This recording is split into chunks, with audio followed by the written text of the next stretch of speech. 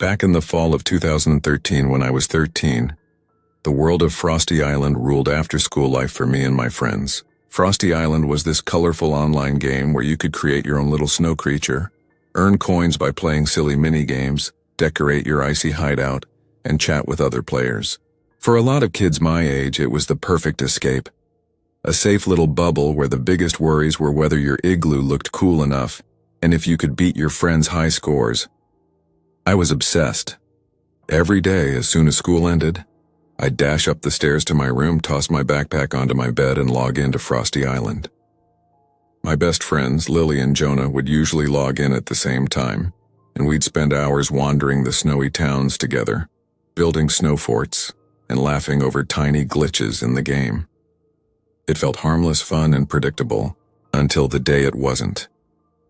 One late October afternoon, I plopped down at my desk and booted up my laptop. The golden sunlight was fading outside my bedroom window, casting long shadows across my posters and books. I checked the usual hangout spots in the game, the frozen fountain, the igloo alley, the slide park, but none of my friends were online yet. With a shrug, I decided I'd play a few solo games to pass the time. Maybe I'd earn enough coins to finally buy that sparkling ice chandelier I'd been eyeing for my igloo. Just as I was about to click on the snowball fight minigame, a little pop-up appeared in the corner of my screen. It was a private message from someone I didn't recognize. Normally I ignored messages from strangers. I only chatted with Lily or Jonah, but for some reason I opened it. The conversation started innocently enough.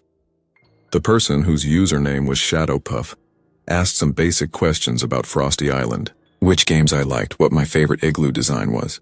Nothing alarming, at first, but then the questions changed. Subtly at first. "How old are you?" the message asked. I paused. My heart gave a little skip. That wasn't normal. "What do you look like?" came next. Then, "Do you have other accounts online?" My stomach sank. I knew the rules. Frosty Island always warned players, never share personal information. My username didn't give anything away, and my full name was nowhere on my account. I had always been careful, but somehow, this person was pressing too hard, asking questions that made me feel like my small, safe little world was starting to crack. I blocked Shadowpuff immediately and tried to shake it off. I played a few more games, hoping that ignoring him would make him go away. But as the evening drew in and the shadows in my room deepened, an uneasy feeling settled over me. I couldn't focus on my homework. Every creak of the floorboard sounded louder. Every gust of wind rattling the windows made my skin crawl. I tried to tell myself it was nothing, just my imagination. About 30 minutes later, while I was sitting at my desk trying to write a history essay, my phone buzzed. I didn't recognize the number. I almost ignored it, but curiosity, or maybe a creeping sense of dread, made me tap open the message. It was 5 words. "Why did you block me?" I froze. My hands went cold and my heart started hammering in my chest. That had to be him. Shadowpuff. There was no one else I had blocked recently. I tried to act normal, pretending I didn't know who it was. I typed back, "Who is this?" Seconds later, the reply came. "You know who this is, Emily." My stomach dropped. Emily was my full name. I usually went by M online. How could he know? I had never shared it anywhere on Frosty Island or anywhere else on the internet. Panic curled in my chest like a dark knot. I didn't answer. I sat frozen, staring at my phone, trying to convince myself it was a weird coincidence, maybe some kind of prank. But the silence of my room felt heavy, suffocating. The light from my laptop cast strange shadows across the walls, making my posters and books look distorted, almost alive. Just as I was about to crawl into bed, trying to escape the creeping unease, my phone buzzed again. Same number. No text this time, just a photo. I hesitated. My fingers shook as I tapped to open it. What I saw made my blood run cold. It was a picture of my school. The front entrance, the empty playground, even the small wooden bench I sometimes sat on during recess. But this wasn't a photo you could find online. The angle, the details, the lighting. It looked like someone had been standing there, camera in hand, watching, just waiting. The hairs on my arms stood on end. I bolted out of my chair and ran to my parents' room, breathless, shaking the phone in their faces. My mom and dad listened carefully, their expressions tightening with worry. I told them everything, the messages, the questions, the photo. They immediately called the police. The officer on the phone asked for the number, traced it, and the truth was even worse than I could have imagined. The messages were coming from a middle-aged man who lived a few towns over, and he had a history. He had been caught sending inappropriate messages to young girls before. I remember lying in bed that night, the shadows in my room seeming darker, the wind outside howling against the window. Every little noise, the creak of the floor, the rustle of the leaves outside, even the hum of my laptop made me jump. I couldn't sleep. I kept thinking, what if he had been watching me this whole time? What if he knew things about me I hadn't even noticed? The police told me he was arrested soon after. He faced a slew of charges, including sending inappropriate messages and stalking minors. Knowing he was behind bars was a relief, but it didn't erase the memory of that chilling night, the way my safe, colorful little game world had suddenly become a doorway into something dark and real. Even now, years later, I sometimes catch myself thinking about Shadow Puff when I log into a game, or when I hear a random notification on my phone. I never share personal information online anymore. Not even my first name. I've learned to be careful, to trust my instincts, and to remember how quickly something normal and fun can turn into something terrifying. And the worst part? That night left a mark. Every little creak in a quiet house, every shadow that seems too dark, every unknown number that flashes on a screen. It all reminds me of him.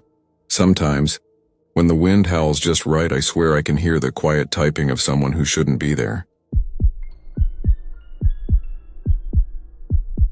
I've been playing video games for as long as I can remember, and honestly, I've met some weird people online. But there's one story that sticks in my mind. A story so creepy that I still get chills thinking about it. And it all started back in the fall of 2011 when I was 16, living in a quiet town called Maplewood.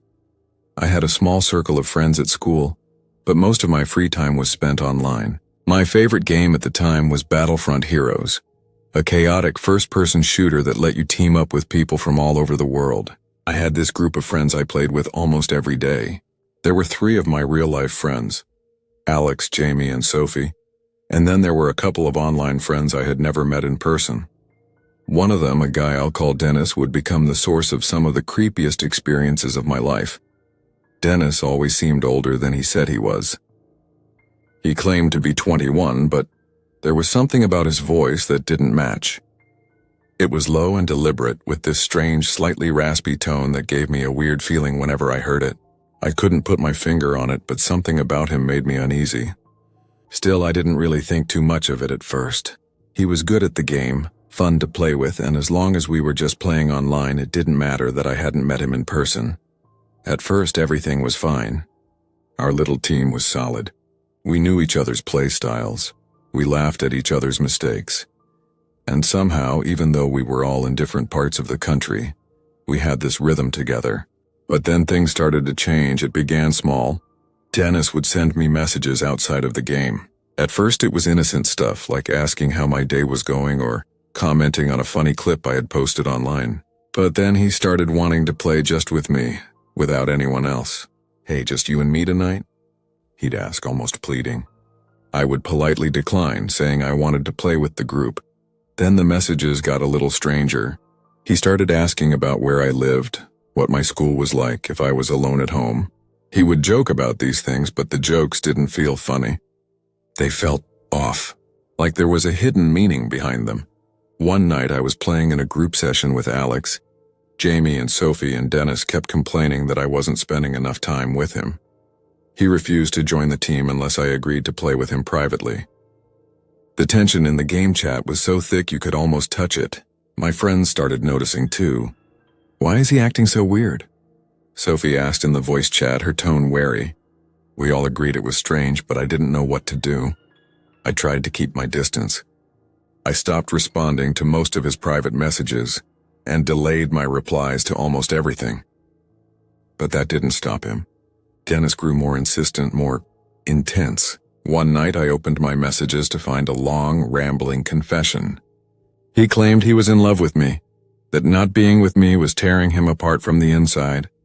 He said it was making him depressed, that every moment I wasn't online with him was agony. I stared at the screen, my hands shaking. How could someone feel that way about me? We'd never met in person. He hadn't even seen a photo of me. I typed back carefully, trying to be polite but firm. Dennis, I don't feel the same way. I'm not interested. His response came almost immediately. I don't care what you look like, he wrote. I just want to be with you. I can't live without you.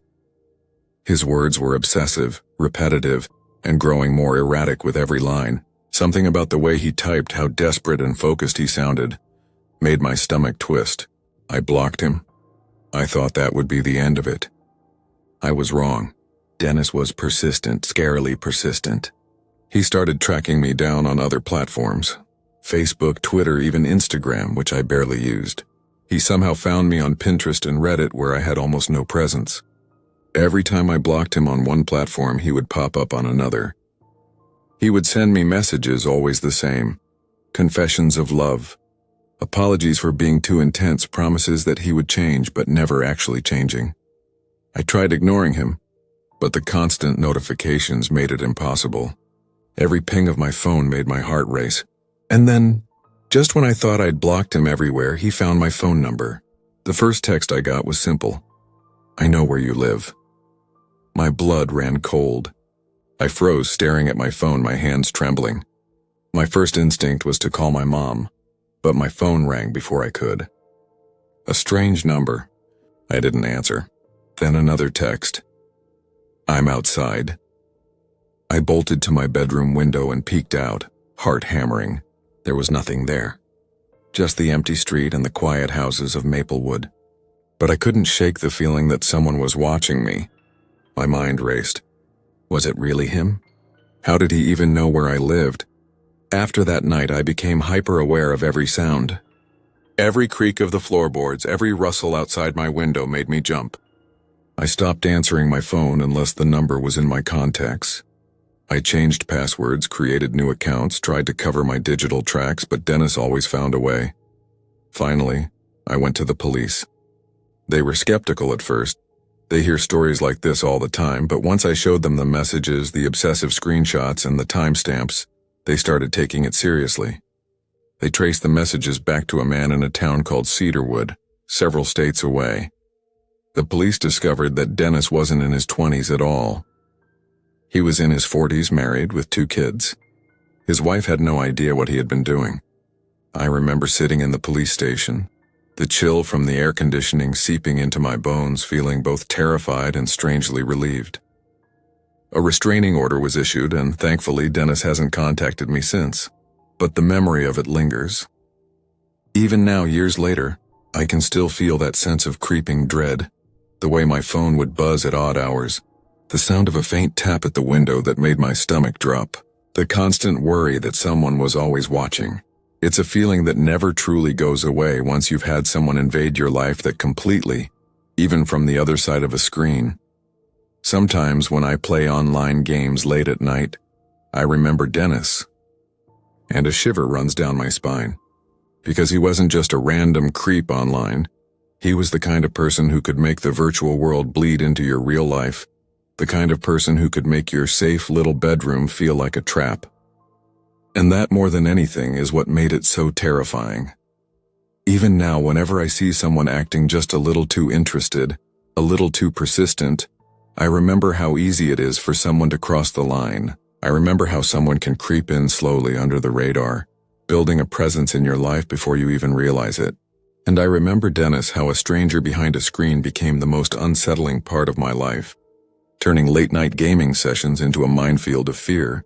So, if you're ever playing online late at night, take it from me, stay aware, protect your information, and trust that gut feeling. Sometimes the creepiest people are the ones who seem harmless at first, and sometimes they're just waiting for the right moment to make themselves known. Back in the fall of 2018, when I was 15, my best friend Lily and I loved escaping from school stress by playing online games together. Our favorite was Minecraft, not just because we loved building crazy castles or exploring mysterious caves, but because it was our little world where nothing in real life could touch us. It was just us and the tiny blocky landscapes, and that felt safe. Over time, we started playing with two other players we didn't know in real life. We only knew them by their usernames, Shadowfox and Ghostwalker. We met them in-game, and they were funny, clever, and always up for a little teasing and friendly competition. At first, it was just a few casual sessions, but soon, playing together became the highlight of our days. We laughed about everything. The silly mistakes we made in-game, the ridiculous things that happened in our schools, the odd dreams we had the night before. We started to share more about ourselves. Lily told me things about her family that she didn't tell anyone else, and I shared secrets I didn't even tell my parents. Shadowfox and Ghostwalker started to feel like part of that circle, like friends you could count on even though we'd never met in person. Sometimes, we'd chat about other things too. Movies, music, TV shows we liked, even weird theories about ghosts or mysterious places around town. It felt like we were building a little community, 4 friends connected across the internet. Eventually, we exchanged phone numbers and created a group chat so we could talk outside the game. One evening, everything changed. Shadowfox sent a message in the group chat that made my stomach drop. "Hey," he typed, "we're going to be really close to your town next weekend. Thought it'd be cool if we all finally met." Ghostwalker quickly agreed. They said they were visiting a friend nearby and they wanted us to come hang out. Lily and I were over the moon at first. We'd spent months talking, joking, and sharing pieces of our lives. Meeting them in real life seemed exciting, almost like a dream. But there was also a little knot of worry in my chest, a quiet voice telling me to be careful. I brushed it aside. We'd known them for months. They seemed nice. They said the gathering would be on Saturday at 8 p.m. and sent us an address. We told our parents we were spending the night at each other's houses to make it seem normal. Everything felt set. Saturday night came. The sky was clear but dark, and the streets were eerily quiet as we drove. I was behind the wheel and Lily sat next to me, bouncing her knee nervously. The GPS led us down winding roads we didn't recognize, through neighborhoods that were unfamiliar. Then it took us to a part of town that made me pause. It was quiet in a wrong way. The houses were old and run down, with peeling paint and broken windows. The streetlights flickered overhead, casting long, uneven shadows across the cracked pavement. The air smelled faintly of mildew and burnt leaves, and a soft wind carried the sound of creaking signs and distant dogs barking somewhere we couldn't see. Finally, the GPS led us to a small trailer at the end of a narrow dirt road. The porch sagged, the windows were dark and dusty, and the yard was overgrown with tall, dead grass. My stomach sank. This wasn't what they had described. Lily reached for my arm, her fingers trembling slightly. "I think this is maybe wrong," she whispered. I pulled out my phone and texted Shadowfox. "Hey, are you sure this is the right place? This looks nothing like a house with a pool or a bonfire." A few moments later, Ghostwalker replied casually, "Yeah, keep going. You'll see." So we did. We drove slowly up the narrow dirt path, the trailer looming larger with every turn. The air felt heavier and the silence of the place pressed in on us. Every rustle in the grass, every creak of the old porch made my nerves jump. I had the uneasy feeling that someone or something was watching. Lily and I parked hesitantly in front of the trailer. The wooden steps leading to the door looked rotten and unsafe. I could barely make out shapes moving behind the dirty curtains. My heart started pounding. Suddenly, the screen on my phone lit up. Shadowfox called. Lily answered first. "We're here. Is this the right place?" she asked, her voice shaking slightly. Before anyone could reply, the front door of the trailer creaked open. 2 men stepped out. Middle-aged, rough-looking, with dark shadows under their eyes and expressions that didn't feel like smiles. They stared at us like we were prey. They started walking fast toward our car. I screamed and slammed the gear into reverse, my hands shaking violently. Lily was screaming too, and the sound of our panicked voices echoed off the trailer in the empty street. I floored the gas pedal, tires squealing as they ran after us, their feet pounding the dirt behind us. The road was twisting and narrow, and I could feel my heart pounding in my ears. Every time I glanced in the rearview mirror, I saw their silhouettes, black shapes against the dim streetlights following us relentlessly. I didn't know if they were going to stop or if they were even real, but the fear was too strong to think clearly. Finally, we hit the highway. The trailer and the dark, twisted street disappeared behind us. The men didn't follow onto the highway, and I let out a shaky, relieved laugh. Lily was crying softly beside me. We didn't talk much on the drive home, just kept our eyes on the road, alert, scanning for anything unusual. When we got home, I told my parents everything. They called the police and filed a report, describing the men and the location. But the men were never found. No one ever explained why Shadow Fox and Ghostwalker had lured us there, or if those were even the people behind the usernames we knew. Lily and I blocked both of them on every platform. The usernames, the phone numbers, everything vanished from our digital lives. We never heard from them again. But sometimes when I'm alone and scrolling through social media late at night, I get a chill remembering the way the trailer looked, the shadowy men, the way the wind carried strange noises across that empty, forgotten street. I still have that knot of unease in my stomach when I think about it. And I know I'm not the only one, even now. Years later, I tell this story to my friends with a shiver, trying to make them laugh at how ridiculous it sounds, but deep down, I know it wasn't ridiculous at all. There's something in that night that I can't explain, something that still whispers in the dark if you listen closely enough. The memory is vivid. The creaking of the old porch, the smell of wet leaves and decay, the way the trailer's windows seemed to hide eyes that weren't ours. Even though I survived that night, the fear of what could have happened still lingers, and it's a fear I'll never forget. Sometimes I wonder if Shadow Fox and Ghostwalker were just online personas, or if they were a lure for something darker that hides in the empty streets and abandoned houses of towns like mine. Even though we blocked them, even though years have passed, I still check my surroundings at night. I still jump at strange noises, and I still feel that prickling sense that someone or something is watching. It's a scary thought, but maybe that's the point. Sometimes the people we think we know are not who they say they are.